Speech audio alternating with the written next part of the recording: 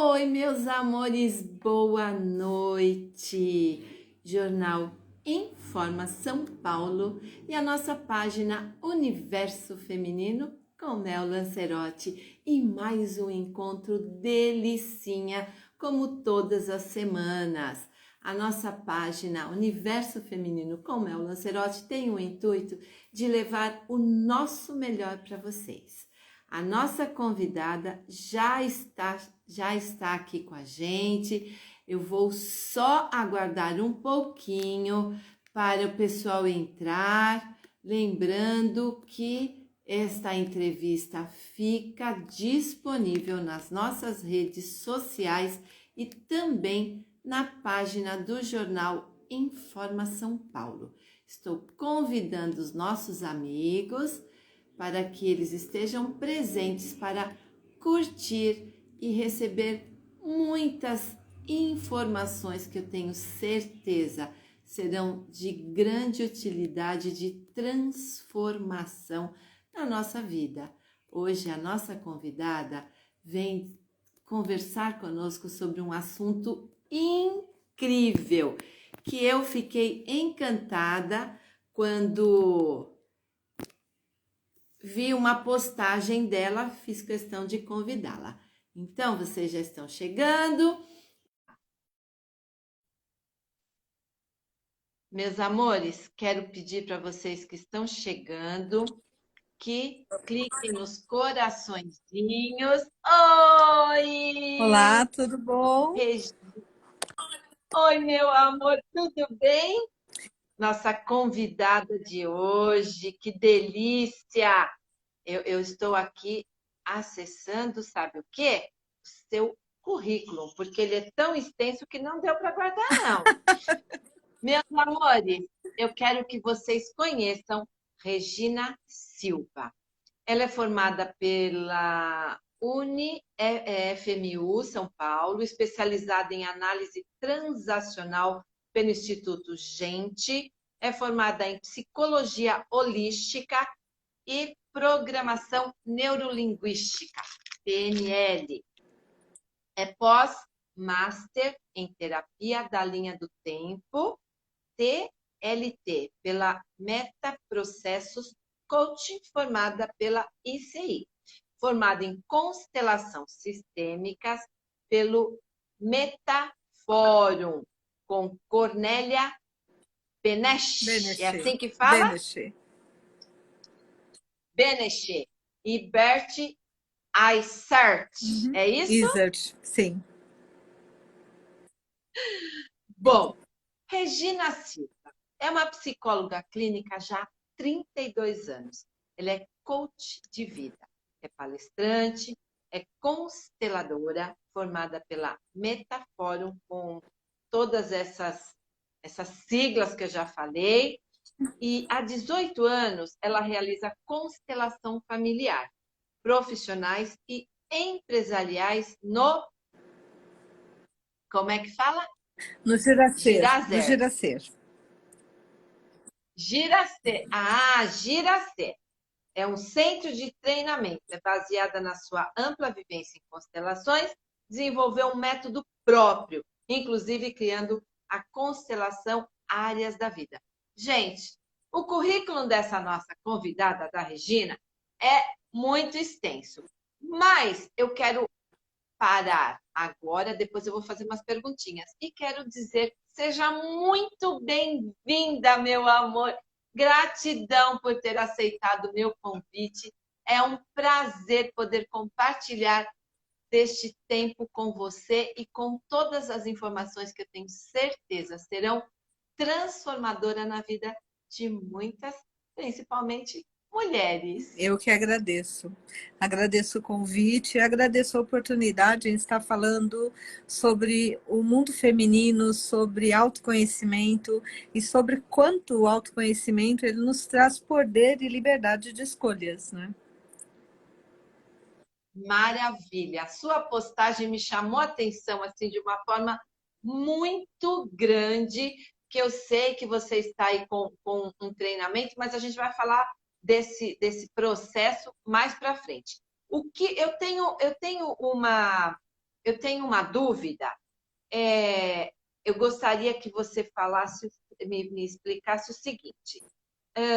Você é especializada em análise transacional e pela metaprocessos. Bom, eu acho que primeiro isso é análise transacional.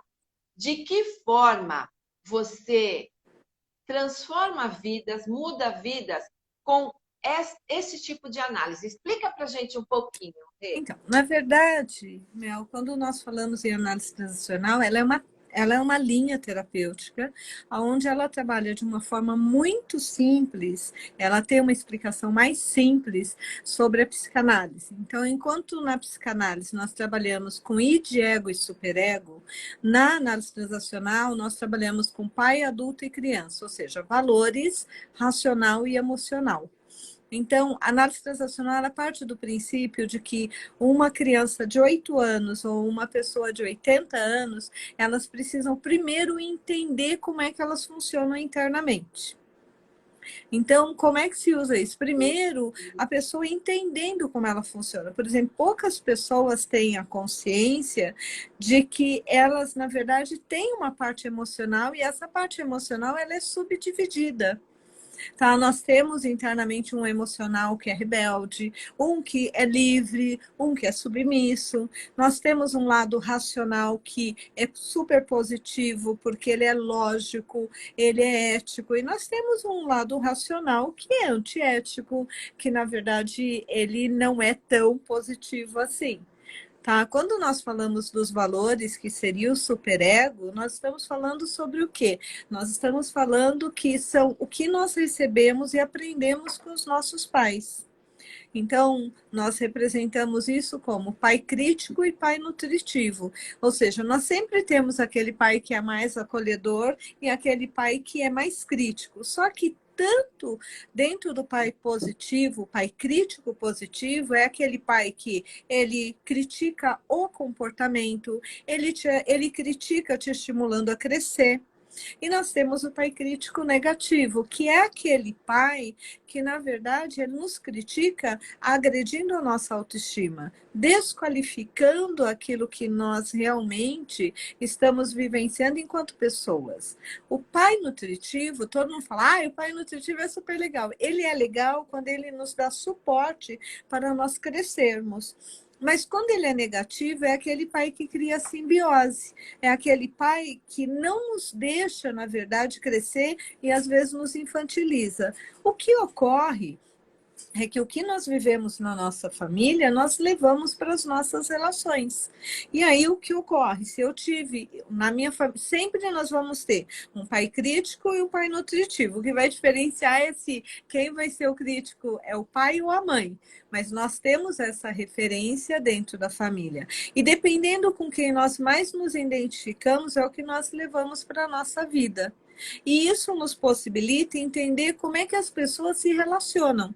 Por exemplo, se eu tenho uma criança muito rebelde, automaticamente eu vou estimular no outro um pai crítico e não um pai nutritivo. Se eu sou uma pessoa muito racional, automaticamente eu vou estimular no outro um pouco mais da racionalidade. Se eu tenho uma criança livre, aquela pessoa que curte a vida, que se diverte, eu vou estimular isso no outro também.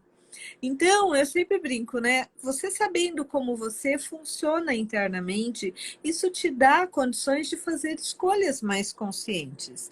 Então, a análise transacional você utiliza durante o processo terapêutico, para que a pessoa ela comece primeiro a entender como ela funciona, como ela se relaciona com os outros, como é que são montados os jogos psicológicos dela. Então, tudo isso tá? É um processo que nos ajuda a cada vez mais, quanto mais autoconhecimento eu tenho, mais domínio sobre mim eu tenho e menos eu caminho na inconsciência. Então, todo o meu processo de trabalho é exatamente trazer isso, a pessoa se conhecer e aumentar seu autoconhecimento. E quando você se conhece, você consegue, inclusive, ser uma pessoa melhor para conviver com as outras, né? É, Porque você vai saber administrar o seu lado escondido, aquele que você falou. Todos nós temos o lado bonito e o lado mais obscuro, que normalmente é escondido. Ele é escondido porque nós não sabemos lidar com ele. Por exemplo, muitas pessoas têm muito medo de lidar com a raiva. Quando você conhece a sua raiva, você tem controle sobre ela, ou melhor, quando você tem controle sobre as suas emoções, você tem uma coisa chamada inteligência emocional. Ou seja, eu posso até ficar com raiva de uma situação, mas eu posso, em vez de reagir instintivamente, eu posso entender por que eu fiquei com raiva. Eu posso entender qual é o comportamento que eu quero ter. Eu quero brigar com você, eu quero conversar com você, eu quero, naquele momento, não falar com você.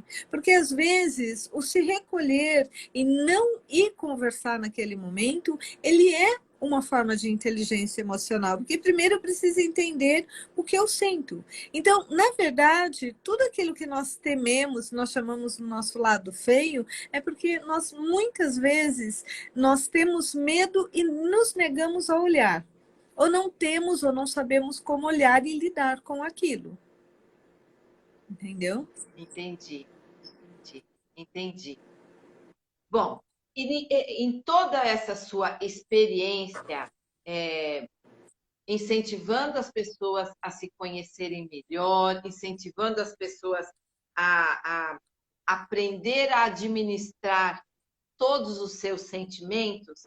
E aí você, no seu release, você me diz o seguinte: há 18 anos você realiza constelações familiares, profissionais e empresariais.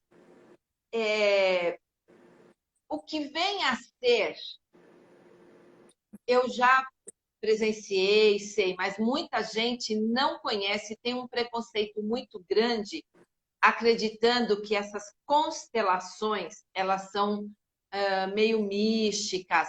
Fala um pouquinho para a gente sobre constelação. Você precisa lembrar sempre que eu sou uma psicóloga comportamental. Então, para mim, as coisas primeiro você entende, depois você consegue uma mudança.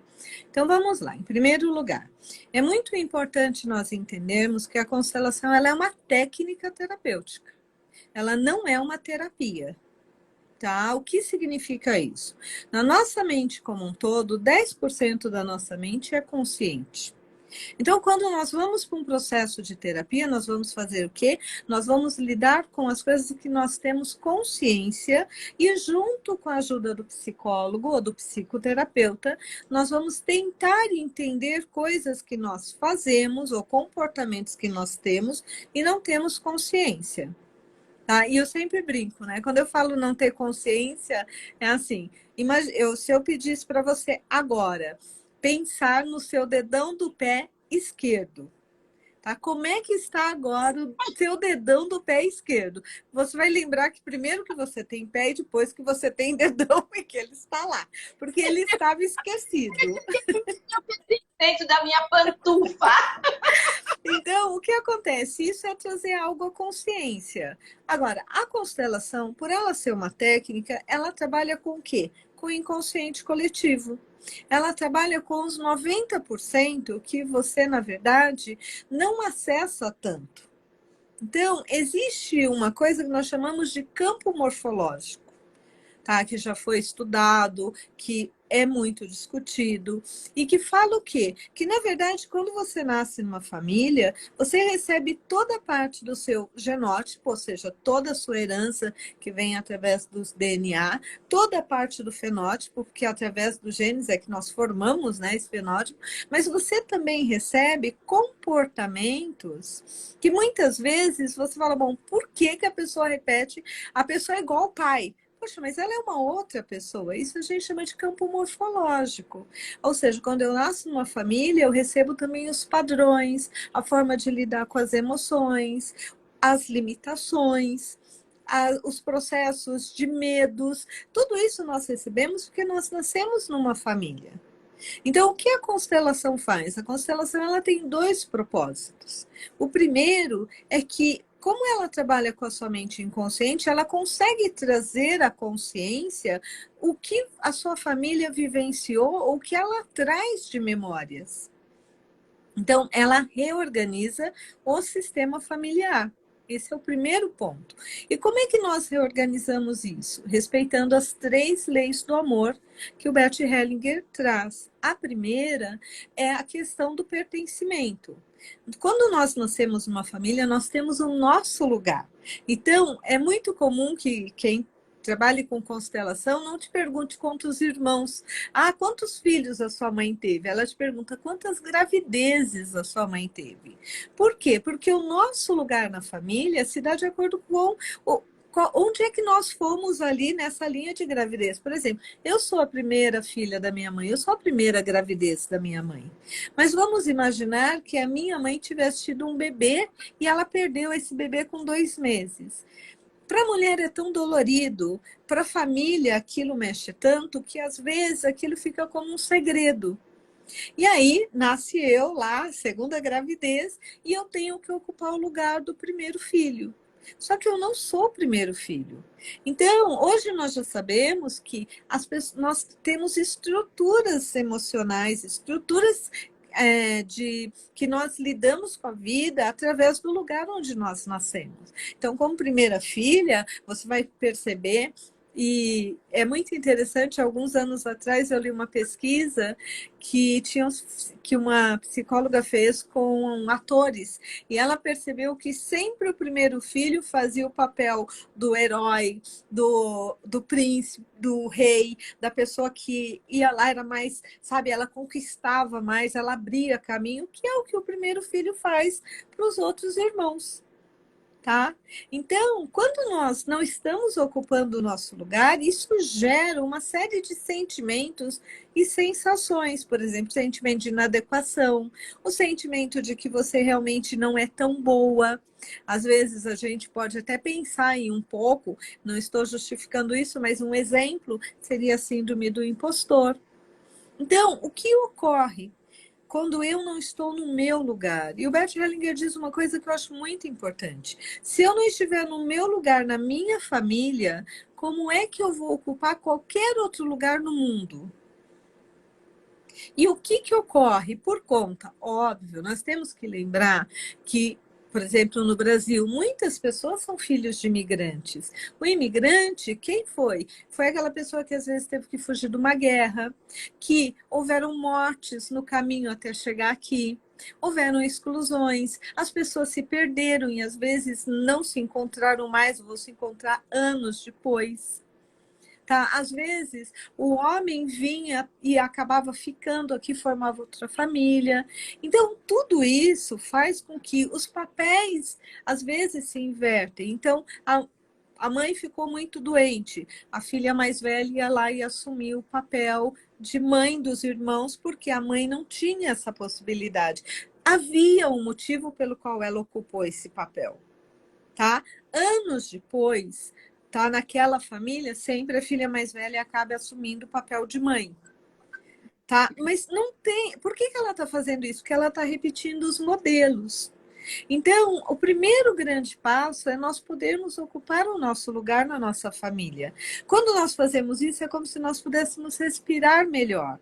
No caso, quando há um aborto e essa criança não é trazida para o sistema, todo o sistema nós sabemos inconscientemente. Mas nós temos que, de certa forma, excluir algo da nossa vida para equilibrar o sistema. Então, é muito interessante porque o nosso lugar na família, ele representa o quanto nós vamos ter de possibilidade de relacionamentos fora. Tá? Se eu estou no meu lugar, eu sou mais segura, eu sou mais tranquila, eu tenho clareza de quem eu sou. Então, muitas das coisas que nós trabalhamos na terapia, quando você trabalha com a constelação, você olha que aquilo dá um ajuste fino. E, de novo, Mel, é muito importante trazer isso. A constelação não substitui a terapia. Tá? Por quê? Porque são processos, a meu ver, que complementam, por isso que ela é uma ferramenta. Assim como muitas pessoas olham para a constelação como algo espiritual, nós temos que lembrar que ela é uma Sim. técnica. Só que, como muitas pessoas, às vezes você não entende porque é complexo, não entendo, então é espiritual. E não é, tá? É uma técnica. Então, quando você entende, é muito simples. A segunda lei é exatamente hierarquia. O passado no passado, o presente no presente e o futuro no futuro. Então, no meu caso, eu sou o presente dos meus pais, eu sou o futuro dos meus pais, tá? Os meus filhos é o meu futuro. Agora, muitas vezes o que nós vemos, as pessoas invertendo os papéis. Então, o filho querendo cuidar dos pais, mas não como filho, mas como pais, querendo ditar ordem, querendo fazer com que os pais comecem a obedecer. Essa inversão faz com que o filho não consiga olhar para o seu futuro, porque ele está olhando para o passado, ele está invertendo o passado. E aí o que isso gera no sistema? Tá? Como é que eu posso cuidar dos meus filhos se eu estou olhando para os meus pais? Ai, mas eu consigo fazer os dois. Olhe bem, eu preciso ter suporte para dar suporte. Então, eu acho essas leis muito lindas, por quê? Porque elas nos trazem a clareza de que nós precisamos ocupar o nosso próprio lugar. E a terceira lei é a lei do equilíbrio, do dar e receber. Toda relação nós precisamos de equilíbrio. Tá? Então, nós somos amigas, um dia nós saímos, você paga, para equilibrar aquela relação, eu vou pagar no outro dia. Ou vou te convidar para ir na minha casa, para você almoçar, jantar, tomar um lanche. Nós vamos criando equilíbrios. O problema é quando nós não temos esse equilíbrio. Então, eu quero ser tanto sua amiga que o tempo todo eu pago, o tempo todo eu estou tentando te agradar, o tempo todo eu estou fazendo e não estou recebendo, não estou criando o equilíbrio. O que isso vai gerar? Vai fazer com que chegue um momento que você fique tão incomodada, porque você se sente numa posição devedora, que aí o que você faz? Você se afasta. E é interessante, por quê? Porque isso se reflete muito no relacionamento afetivo. Então, tem pessoas que dizem, mas eu amava tanto, o meu amor era o suficiente para mim e para ele. Gente, não é. Quando nós damos excessivamente, o outro não corresponde, essa relação quebra. Por quê? Porque existe aí um desequilíbrio. Então, em todas as relações, seja profissional, afetiva, sabe, em todas, nós temos que ter equilíbrio. Só tem duas relações que nós não temos equilíbrio e ela é assim mesmo, são exceções e ela tem que ser desequilibrada. A primeira é de pais para filhos. Então, tudo que os meus pais me deram, tá? O amor, o carinho, o cuidado, a educação, eu recebo isso como se fosse uma herança que quando eu tiver filhos, eu vou ter o que dar para eles. Entendeu? Então, eu vou dar para os meus filhos e essa expectativa de que os meus filhos, eles vão me pagar o que eu fiz, é eu querer inverter o sistema. Tá? Então, quando nós decidimos ter um filho, nós decidimos ter o filho não para suprir uma carência nossa ou um buraco emocional, mas porque aquele filho ele vem complementar e aí eu posso dar para ele sem ter que cobrar esse retorno. Tá? O retorno é o amor. Ai, que delícia. E a segunda exceção é de professor para aluno. Por mais que nós paguemos uma aula, por mais que nós paguemos um curso, nós nunca vamos pagar o suficiente pelo que aquela pessoa usou de tempo, de energia, de estudo, anos para formar aquele curso. Tá? Mas quando nós usamos esse conhecimento, ou quando nós compartilhamos esse conhecimento, nós geramos um equilíbrio. Olha que lindo, né? E isso, quando você respeita essas regras, a sua mente inconsciente e a sua mente consciente, elas caminham na mesma direção. Então, o que ocorre? Eu sempre brinco, né? Eu sou do interior, então a brincadeira aqui é por eu ser do interior. A pessoa sai para comprar um carro, volta com um cavalo e nem se deu conta que tem um cavalo em casa. Aí um dia ela descobre, meu Deus, como é que isso ocorreu? Por quê? Porque, lembre-se, a mente consciente é 10% e a inconsciente é 90%. Então, o que vai ocorrer? Se o nosso inconsciente ele não está organizado, até para trabalhar algumas coisas na terapia, eu não vou ter foco. Então, eu vejo a constelação como uma técnica que ela agrega à terapia. Tá? Então, eu sempre friso isso porque eu acho que é muito importante. Primeiro, constelação não substitui terapia. Segundo, constelação não é religião. Não, nós não estamos lidando com isso. Nós estamos lidando com uma técnica que hoje no judiciário está sendo muito utilizada.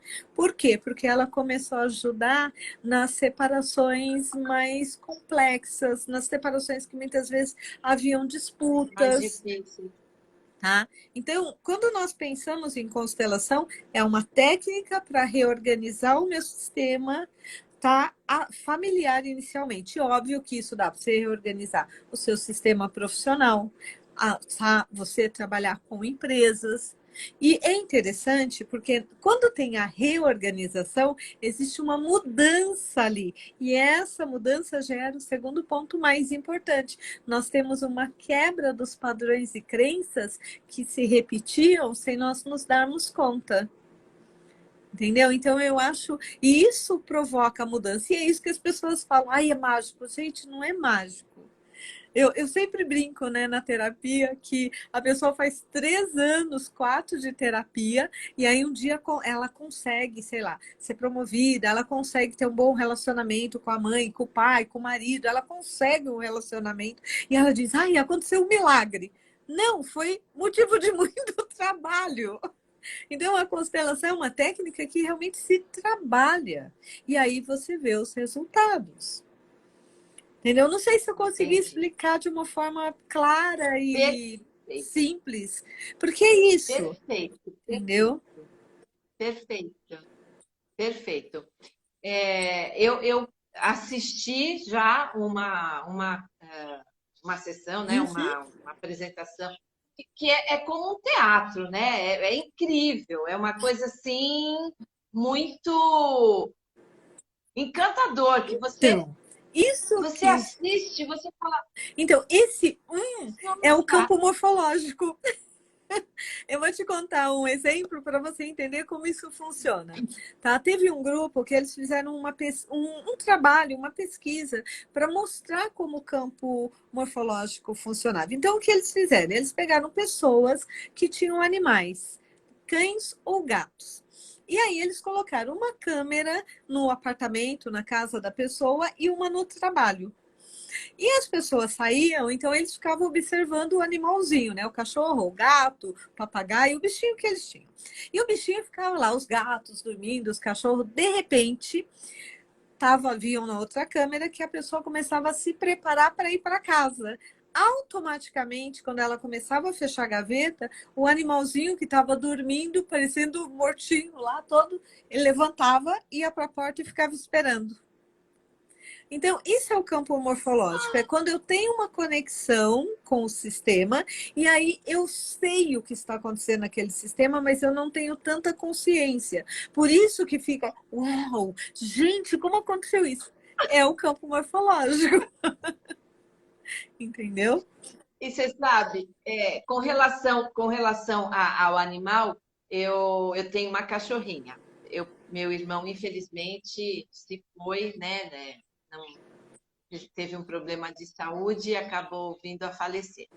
Mas ele fazia hemodiálise e chegava o horário dele voltar para casa, a Valentina Nicole já estava esperando por ele, acredita? Sim, mas esse é a Era, representação clássica do campo morfológico. Entendeu? ela ficava, mas Nós falamos que, ai, não isso, ai, porque é um ser sentido. Não, é porque nós estamos conectados, tá? Nós sabemos, verdade, mas não temos consciência. Assim como às vezes você fala, ah, estou pensando em fulano, o fulano liga. Você fala, ai, liga. sonhei com fulano, sai na rua e encontra a pessoa. Você fala, ai, é um milagre. Na verdade, não é um milagre, é você se É uma conectou, é uma conexão. conexão. Que legal. Eu quero comentar duas coisas com você. Primeiro, com relação a isso de herança de família. Eu tenho 3 filhos que nasceram de mim, né? Porque meus filhos, também tenho filho genro, tenho norinha, filho Sim. dos meus filhos, A né? gente chama de filhos do coração, quando você adota alguém Todos, emocionalmente. todos filhos. Mas os meus filhos, inclusive 2 que citam mais isso, né? Que é a bebê, a mais velha, e o caçulinha. Eles falam, eu sou exatamente aquilo que eu mais reparava. Sim.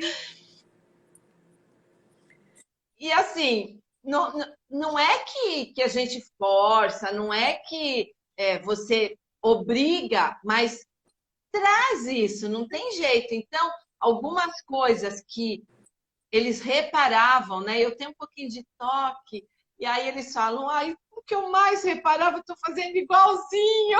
Então, porque Casados, cada um. essa é a repetição do padrão. Tá? É interessante o padrão, Mel. Eu sempre gosto muito, assim. Eu gosto às vezes de usar metáforas, porque fica muito claro, né? E eu sempre uso uma historinha para explicar como o padrão ocorre, porque quando nós ouvimos, depois nós lembramos. Então, assim, essa historinha diz o seguinte, que um rapaz se casou com a moça, né? Eles voltaram da lua de mel e ele pediu para ela fazer um peixe assado para ele. E ela falou, vou fazer a receita da família. Comprou peixe bonito, eles foram lá na peixaria, escolheram o peixe e ela fez o peixe. Quando ela pôs na mesa, ele olhou para o peixe e disse, cadê a cabeça do peixe? Ela, como assim a cabeça do peixe? A minha mãe, ele disse, sempre fez o peixe com a cabeça.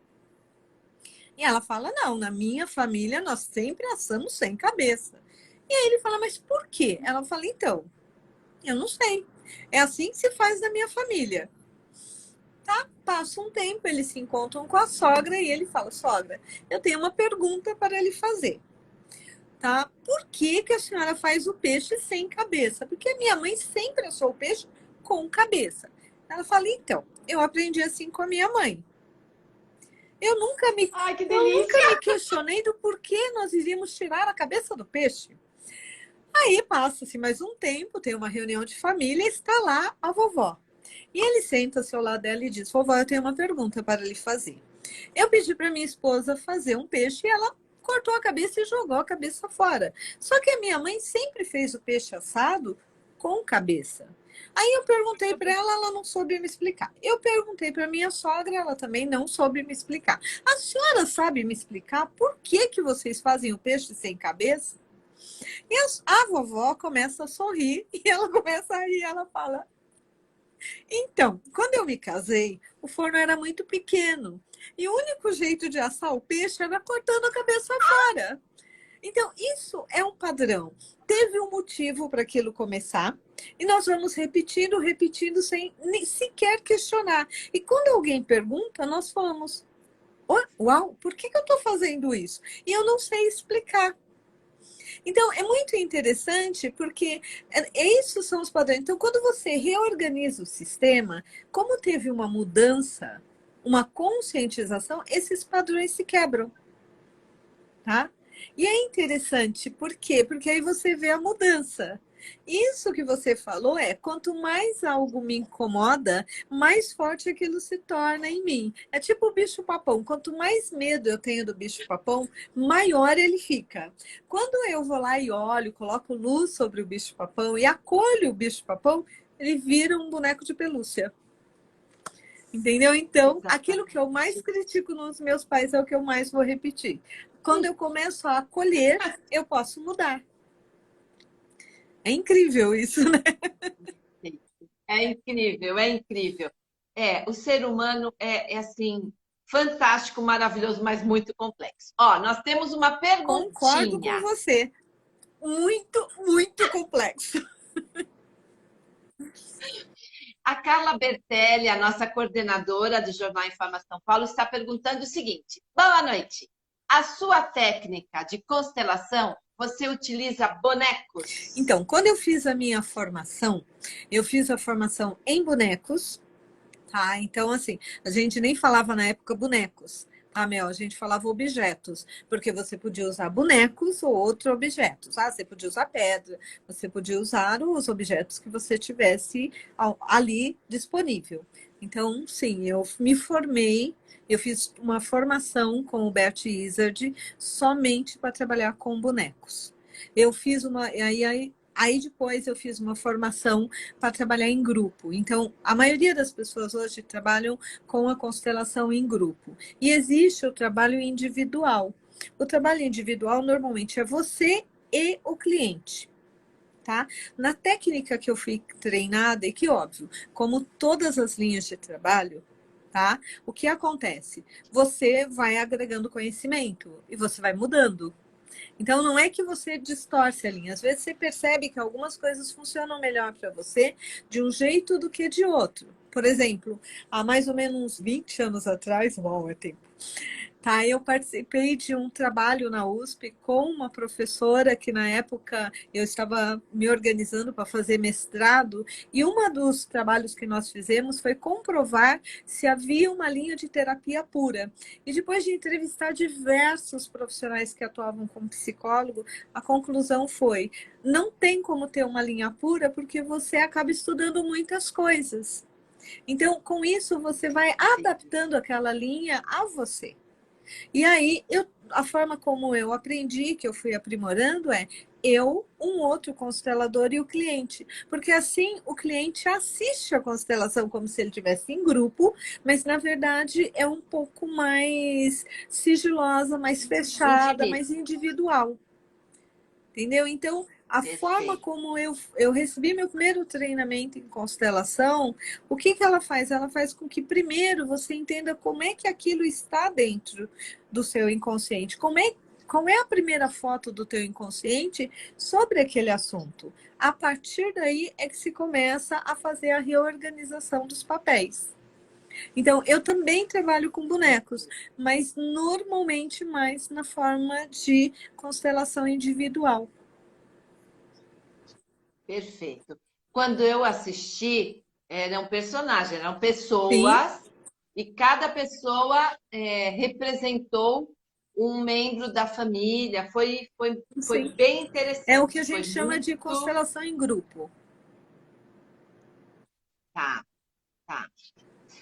Bom, esse assunto está muito bom. Eu quero propor para você voltar para nós falarmos mais a respeito disso, porque realmente É um... tenho muitas E é dúvidas. encantador esse assunto.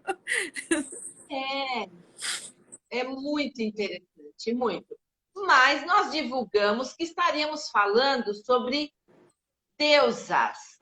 Uhum. E aí eu te pergunto, afinal, o que é descobrir as nossas deusas?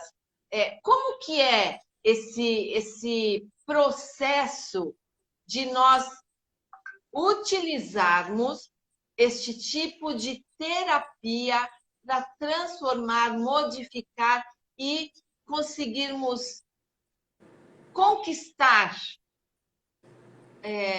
alguns dos nossos desejos. Afinal, o que vem a ser essa que eu acredito que também seja uma terapia das deusas? Conta para nós. Bom, então, primeiro, vamos de novo, né? Eu brinco que eu estou sempre tendo que dizer para as pessoas, primeiro, que não é. Então, assim, algumas pessoas, quando falam, ai, deusas, você está falando de religião, gente, não é. Eu estou falando de psicologia, tá?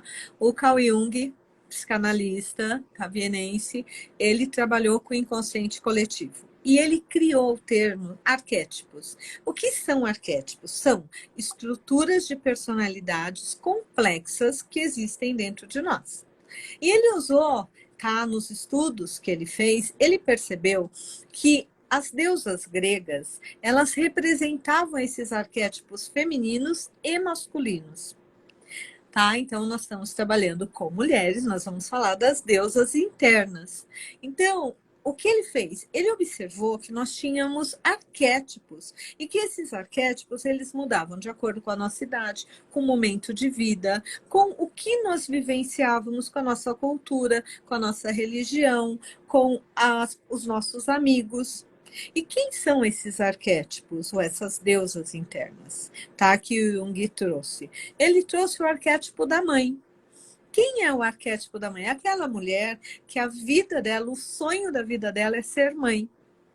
Tá? Então a gente reconhece aquela menina que desde que nasce tem a bonequinha, que é a filhinha, ela gosta de carregar a filhinha, ela gosta de ser a mamãe, ela quando ela cresce, ela sonha em ter filhos, às vezes não é necessariamente o casamento, mas é ser mãe. Para ela ser mãe é algo que realmente preenche a alma dela. Só que ela não é só isso. Nós temos todos esses arquétipos funcionando dentro de nós, assim como nós temos o id, ego e superego. Tá?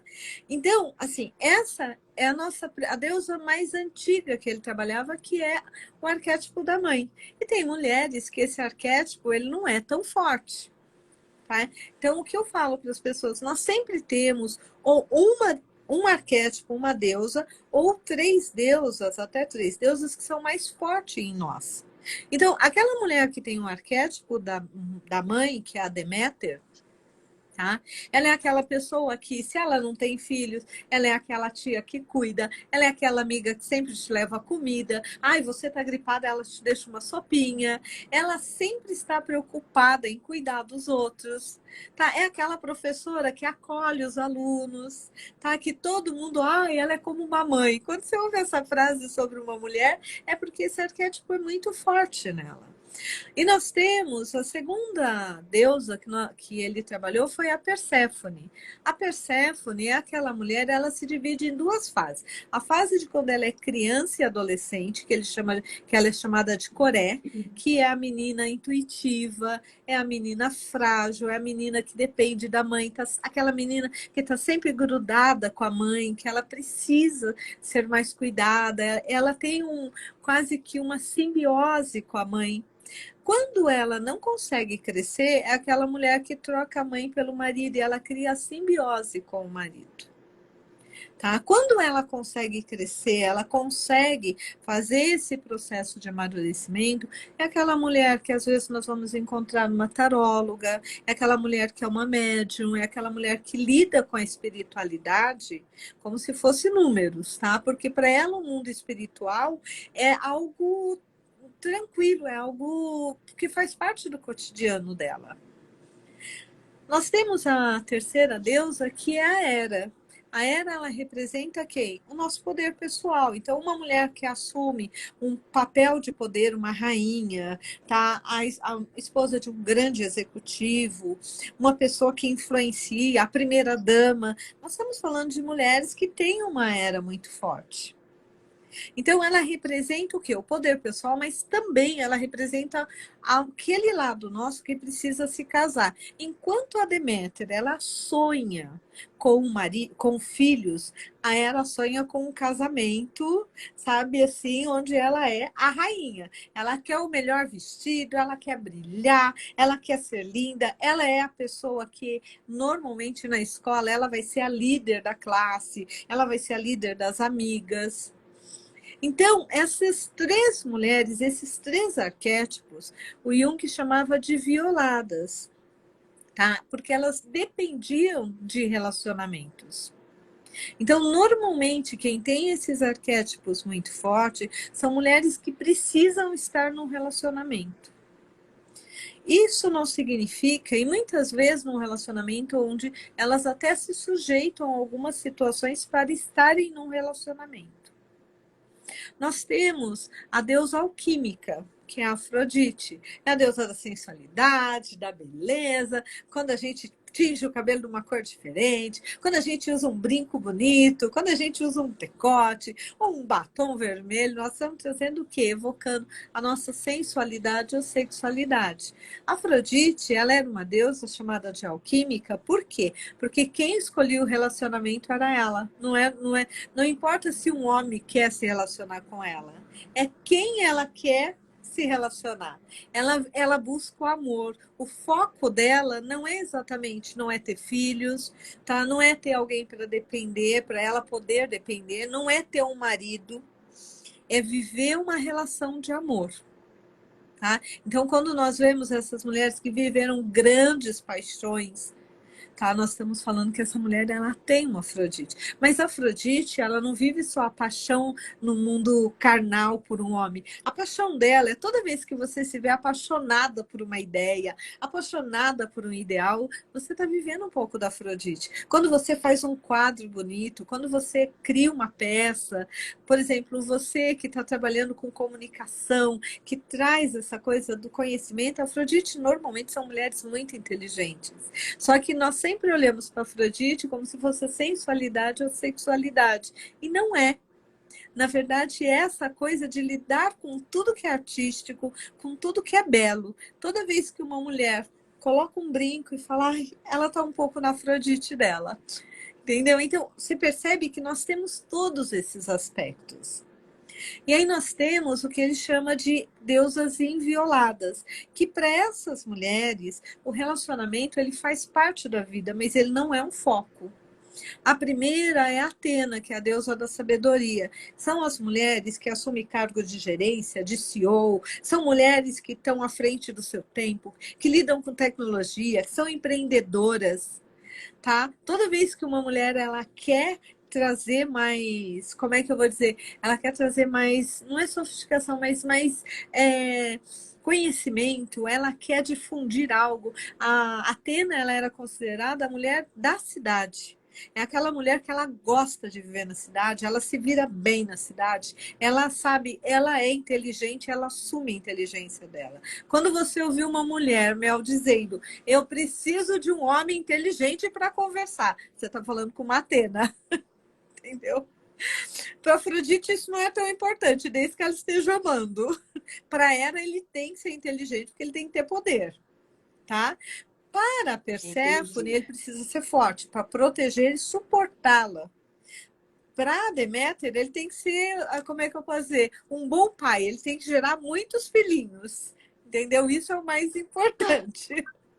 Aí nós temos a Artemis. Enquanto que a Atena é a deusa que lida com tudo que é tecnologia, tudo que é inovação, e ela vive na cidade, a Artemis, por outro lado, ela vive no campo. É aquela mulher que ela vive na cidade, mas ela precisa fugir para a praia, ela precisa fazer uma caminhada, ela precisa ter bicho, ela precisa ter ela precisa fazer uma luta, ela gosta de esporte, ela gosta de competir.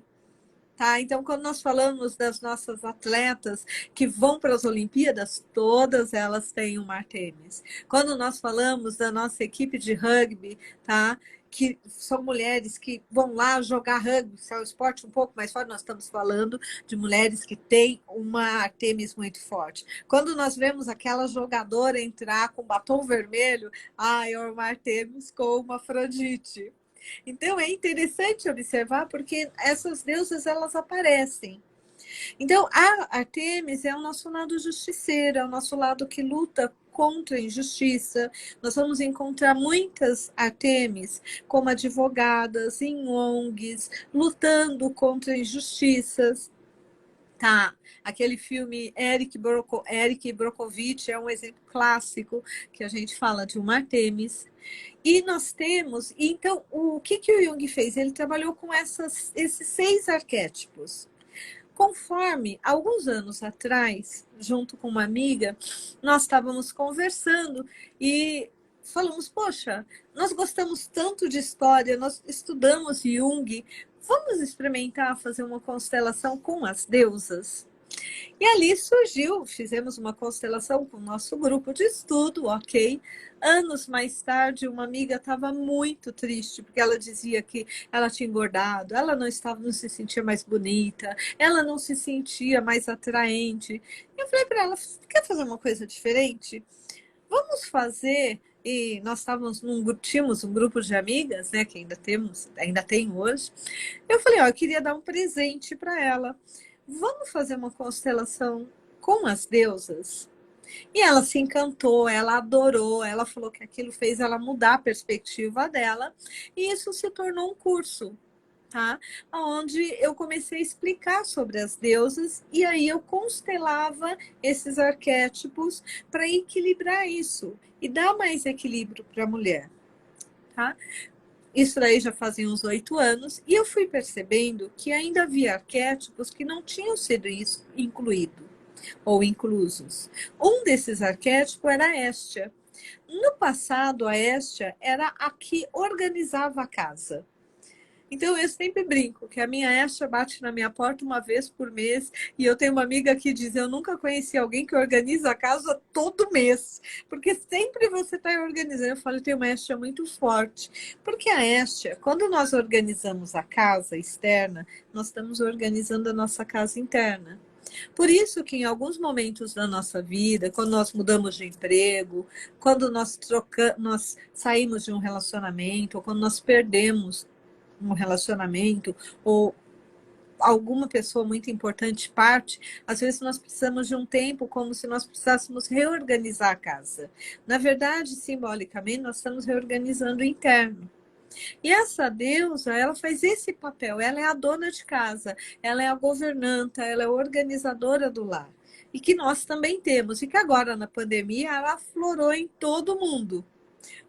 E a gente falava, não aguento mais olhar para casa. E eu brincava, tua Estia está atuante. Só que, ainda trabalhando, eu percebi que nós precisávamos trazer um outro aspecto, que era o da Lilith, que todo mundo olha para a Lilith como, ai, eu tenho medo, ai, o que é? E, na verdade, a Lilith é a nossa rebeldia, mas também são as nossas dores. Então, toda vez que a mulher é rebelde, hoje eu vinha vindo para o escritório, e eu não lembro o nome da moça, mas ela dizia assim, que ela participou de um projeto, e ela, junto com outras pessoas, elas estão levando ajuda humanitária na Ucrânia. E o jornalista perguntava para ela, poxa, mas não é perigoso? Ela é assim, às vezes nós passamos num lugar, acabou de explodir uma bomba, tá? Mas ela estava vivendo o quê? Ela falou, mas nós temos que fazer. Ali eu falei, bom, nós temos ali uma Atena que tem que planejar, porque uma Artemis que vamos lutar contra a injustiça, e uma Lilith também, que está sendo rebelde, que está deixando de viver no seu conforto e está vivendo o que? Está buscando algo novo. Só que a Lilith também representa as dores do feminino. Quando nós terminamos, somos traídas, quando nós passamos por um abuso físico ou emocional, nós entramos nessa dor. E aí nós precisamos acolhê-la. Então, na verdade, o que aconteceu por conta disso? Então, era um curso que eu realizava falando um pouco sobre as deusas e constelando. Durante a pandemia, o que aconteceu? Nós não podíamos nos reunir, tá? A gente tinha que manter distância, o que foi super correto, mas é só uma explicação do óbvio, né? Nós não podíamos falar, vamos fazer um grupo, vamos nos reunir. E o que eu fiz nesse período? Eu gravei a parte teórica das deusas. E aí, óbvio, antes eu tinha 1 hora para falar sobre as 8 deusas e rapidinho, entendeu? Então agora vamos trabalhar no constelação. E aí o que eu fiz? Eu estudei um pouco mais, me aprofundei e montei um curso dividido por módulos, onde eu falo, porque cada um desses aspectos, ela tem o seu ponto forte, mas ela também tem a sua dor. E ela tem, quando ela vive muito um arquétipo, essa dor se faz presente. Então, quando ela conhece, ela sabe como ela funciona, automaticamente fica mais fácil, seja ela buscar uma forma de curar essa dor, seja buscando uma terapia para ajudar ela a curar essa dor. Tá? E eu sempre bato nessa tecla, 10% da nossa mente é consciente e 90% é inconsciente. Então, nós precisamos trazer esse conteúdo inconsciente para o consciente. E é isso que, na verdade, esse curso nos traz. E óbvio, quando eu entendo que eu tenho todas essas mulheres, qual é a primeira sensação? Eu não sou louca, tá? Eu não sou louca. Por quê? Porque agora eu entendo, porque tem hora que eu fico super brava, tem hora que eu tô toda coquete, tem hora que eu falo, olha bem, você sabe com quem você está falando, que é o meu poder, sabe? Tem hora que eu sou super, sabe, inteligente, eu sou super estratégica.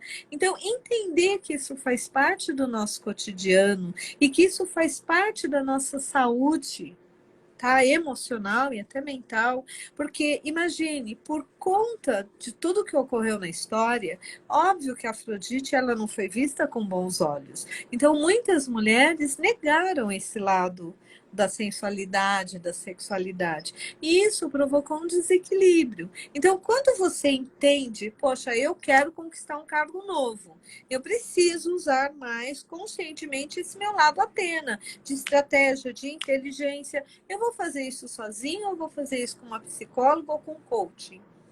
Poxa, eu quero ser mãe, eu quero ser uma mãe super mãe. Tá? Como é que eu vou ativar isso em mim?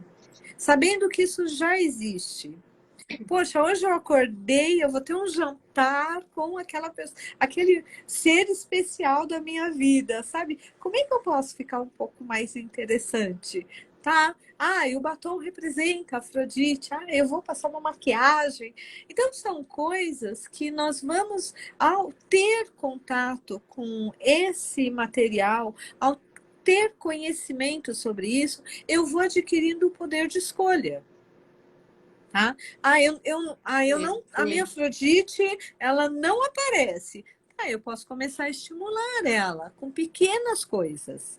Tá, eu não sirvo para ser mãe. Tá, eu posso preparar meu café da manhã, cuidar de mim para poder cuidar de alguém.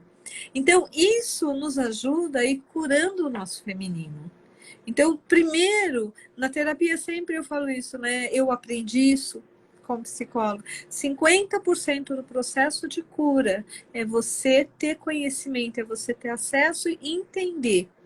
O próprio A diz isso, né? Enquanto você não assume que você tem um vício, como é que você vai curar? Enquanto você não entende que você tem esses arquétipos funcionando dentro de você, como é que você vai acessá-los e ver as dores? Às vezes você está vivendo a dor de um arquétipo, que é super fácil resolver.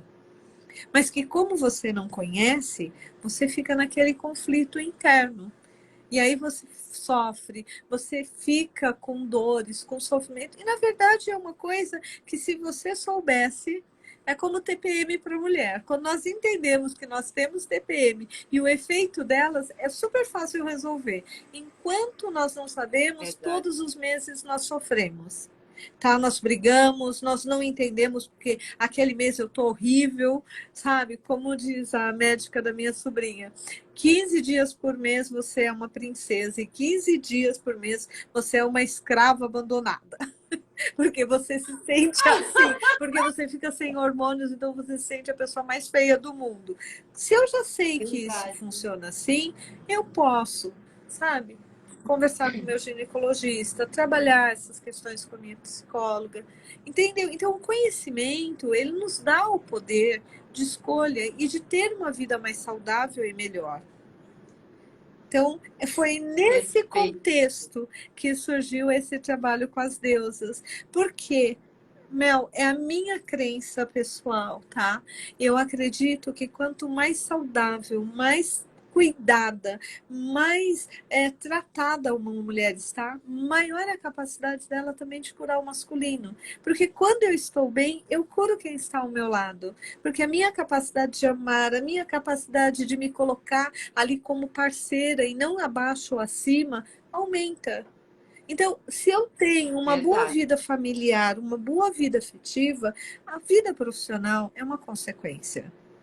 Ou a vida, se eu estou equilibrada Perfeito. profissionalmente, se eu estou me sentindo bem, se eu me acho bonita, magrinha, gordinha, alta, baixa, não importa, é como eu uso, sabe, esses meus encantos. Automaticamente eu vou ser uma mulher que vou trazer mais luz para o mundo. Essa é a minha crença, tá? E eu acho que isso é que muda o planeta, na verdade. Então, esse é meu sonho, mudar o planeta através do amor, através da cura do feminino. Ai, que delícia! Ai, que pena! Nosso tempo está encerrando. Só quero que você informe o seguinte: se por um acaso algumas dessas mulheres que estão nos assistindo ou que vai nos assistir depois, porque essa entrevista fica disponível no no jornal, na nossa página do jornal e também nas nossas redes sociais. Se alguém tiver interesse em trabalhar, em descobrir a sua deusa, como é que faz para ter acesso a este treinamento, a essa descoberta com você? Como Sim. é que faz? Na verdade, assim, elas têm dois caminhos. O primeiro, elas podem entrar no nosso Instagram, que é @jornada_das_deusas_giracer, que é o nome da minha empresa. Ou elas podem entrar no Jornada das Deusas Giracer, tudo junto, .com.br/LD-replay, que aí elas têm mais informações sobre o curso. Se elas Você entrarem no consegue nosso escrever? Instagram, elas têm na nossa bio o link. @jornada Perfeito. underline das deusas _giracer. Tá? Ou então, Regina Perfeito, Silva perfeito. Giracer, elas conseguem chegar lá. Maravilha! Bom, Rê, suas considerações finais, porque nós já fizemos pouquinho, passamos um pouquinho só, mas como nosso costume é ficarmos apenas uma hora para também ficar aquele gostinho de quero mais, já quero te convidar para voltar, para trazer mais assuntos como este. Amei, amei. Foi melhor ainda do que eu Que esperava. bom ouvir Então, isso. um minutinho para suas. Foi fantástico. Um minutinho, suas considerações finais. As minhas considerações, Mel, primeiro quero agradecer pelo seu convite, foi muito bom estar aqui, porque eu acho que quando nós conseguimos espalhar conhecimento, nós já fazemos uma pequena diferença. E minha dica é que toda mulher possa se conscientizar de que existem mulheres dentro de si, que essas mulheres são incríveis, e nós não precisamos rejeitar nem excluir nenhuma. Todas fazem parte de nós. Isso nos ajuda, como diz uma grande amiga minha, a melhorar não só a minha relação comigo, mas com o feminino, com as amigas, porque a partir daí eu começo a entender as outras mulheres e eu começo a acolher mais. Então, assim, muitíssimo obrigado pelo convite. Quando você me enviar um convite de novo, estarei com você, tá? E o que eu puder contribuir, esse é o meu objetivo de vida. Ai, que delícia! Gratidão, carinho. Você realmente, olha, tornou o nosso encontro perfeito, incrível. Amei. Como eu disse, foi melhor do que eu Que esperava. bom. E tenha certeza, estaremos outras vezes juntas. E, bom, meus amores, encerrar, porque, ó, com chave de ouro, né? Vocês gostaram? Eu amei! Foi maravilhoso receber todo esse conhecimento. E como eu sempre digo, Jornal Informação Paulo, a nossa página Universo Feminino com Mel Lancerotti, tem este intuito. A nossa missão é compartilhar com vocês o nosso melhor, levando informação, carinho, levando aquilo que possa transformar a sua vida para melhor. Lembrando também que nós estamos disponíveis se vocês quiserem sugerir alguma pauta, algum profissional, para que nós possamos trazer todas essas informações que sempre buscamos da melhor qualidade, podem enviar que a Carlinha, a nossa coordenadora, já compartilha com os colunistas, porque assim nós podemos trazer aquilo que vocês pensam, querem receber de informação. Rê, beijo no coração. Quero aproveitar, mandar um beijo mais do que especial ao meu personal hair. Fashion Cabeleireiros by Aguinaldo Neves. Aguinaldo Neves, que é o meu personal hair. Quero mandar um beijo, que é ele que cuida dos meus cabelinhos, que trouxe essa cor, esse corte. Hoje ele queria cortar, mas não deu tempo. Então, beijo mais do que especial a cada um de vocês que hoje esteve compartilhando, que esteve aproveitando e recebendo com o nosso carinho todas essas informações. Vocês sabem, né? Eu amo vocês! Até a semana que vem. Beijos, boa noite, bom descanso, excelente semana. Beijos, tchau, gente. Tchau, Rê. Obrigada. Imagina.